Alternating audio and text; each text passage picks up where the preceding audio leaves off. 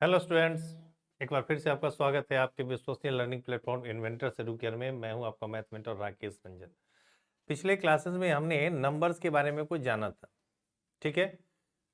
अभी हम लोग का जो काम है, अभी जो अपने को करना है कि नंबर को नंबर लाइन पर, जो नंबर्स होते हैं उनको नंबर लाइन पर कैसे रिप्रेजेंट करना है। ये क्लास 8 में भी आपने पढ़ा होगा। क्लास 8 में भी आपने पढ़ा होगा कि नंबर्स को, किसी रेशनल नंबर को नंबर लाइन पर कैसे हम लोग रिप्रेजेंट करते हैं, ठीक है। रिप्रेजेंटेशन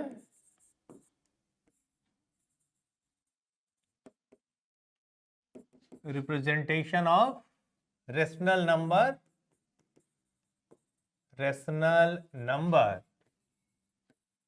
ऑन नंबर लाइन,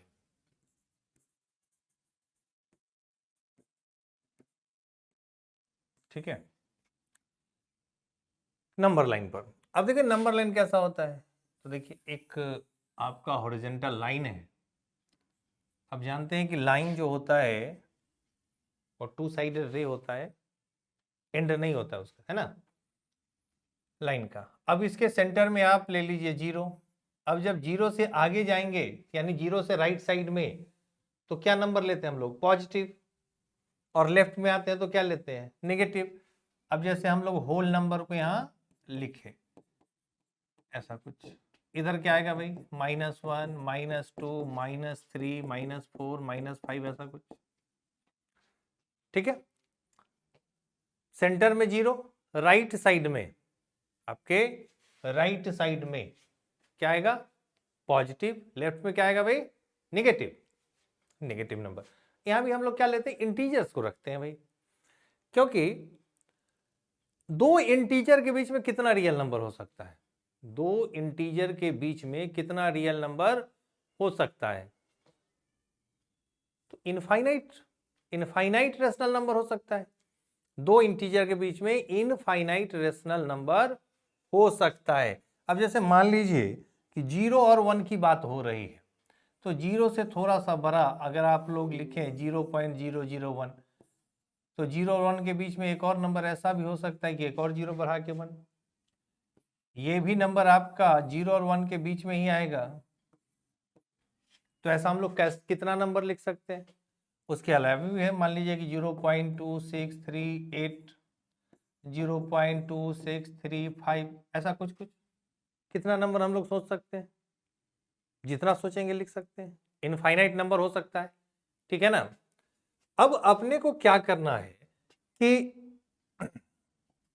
इन्हीं रेशनल नंबर्स को इस नंबर लाइन पर रिप्रेजेंट करना है, ठीक है। इस नंबर लाइन पर उसको रिप्रेजेंट करना है। अब मान लीजिए कि सिंपल सा आपको कहा जाए कि कोई रेशनल नंबर दिया जाए, तो आप ये तो पता कर सकते हैं कि वो किन दो इंटीजर के बीच में लाई करेगा, है ना। इसके लिए आपको फ्रैक्शन बताया गया है। अब मान लीजिए कि कहीं कोई नंबर आपसे लिखा जाए 3/4, 3/4। अब इसका न्यूमरेटर क्या है? छोटा है, डिनोमिनेटर बड़ा है, तो प्रॉपर फ्रैक्शन भी है। अब आपसे पूछा जाए कि ये नंबर किन दो इंटीजर्स के बीच में लाई करेगा, यानी इसका जो प्लेसमेंट है इस नंबर लाइन पर किन दो इंटीजर के बीच में आएगा। तो इतना तो पता हो गया कि इसका रिजल्ट जो है वो पॉजिटिव है, यानी 0 से बड़ा होगा। न्यूमरेटर छोटा है, डिनोमिनेटर बड़ा है, तो रिजल्ट क्या होगा? लेस देन 1 होगा, ठीक है। अब लेस देन 1 है और ये 0 से बड़ा है, इसका मतलब कि इसका प्लेसमेंट इन दोनों इंटीजर 0 और 1 के बीच में होगा। क्लियर है? कहां आएगा? 0 और 1 के बीच में, ठीक है। अब मान लीजिए कि 3/4 को रिप्रेजेंट करना है ना, 3/4 को, तो 0 पॉइंट कितना आएगा? 75 आएगा। अब क्या करना है आपको? ये तो पता चल गया कि ये 0 और 1 के बीच में आएगा। अब क्या करना है? जो डिनोमिनेटर में जो आपको पार्ट दिखे, जो डिनोमिनेटर में पार्ट दिखे, 0 से 1 के बीच में जो ये आपका लाइन है, उसको उतने पार्ट में इक्वल, उतने ही इक्वल पार्ट में बांट दीजिए। जैसे डिनोमिनेटर में 4 है तो इसको 4 इक्वल पार्ट में बांट दीजिए। डिनोमिनेटर में 7 है तो 7 इक्वल पार्ट्स में बांट दीजिए। डिनोमिनेटर में 10 है तो 10 इक्वल पार्ट्स में बांट दीजिए। ठीक है, अब आपके पास कितना है, 4 है, तो आप उसको 4 इक्वल पार्ट्स में बांट के देखिए, 1 2 3, 3 लाइन हम खींचे, पार्ट 4 हो गया, एक पार्ट, दूसरा, तीसरा और देखिए यहां चौथा। तो वो लाइन क्या हुआ, वो जो हिस्सा था सेगमेंट, जो लाइन सेगमेंट था वो कितने भाग में डिवाइड हो गया, 4 इक्वल पार्ट्स में। समझ में आ रहा है। पहले पता करना है कि जो रेशनल नंबर है वो किन दो इंटीजर्स के बीच में लाई करेगा। ये पता कर लिए कि किन दो इंटीजर्स के बीच में लाई करेगा। उसके बाद जो डिनोमिनेटर में डिजिट लिखा हुआ है उस सेगमेंट को, यानी किस सेगमेंट को, तो किन दो इंटीजर के बीच में लाई करता है, उस सेगमेंट को डिनोमिनेटर में दिए गए नंबर के बराबर भाग में बांट देना है। डिनोमिनेटर में 4 है तो 4 इक्वल पार्ट्स में बांट दिए, 5 रहता 5 इक्वल पार्ट्स में बांटते, 8 रहता 8 इक्वल पार्ट्स में बांटते।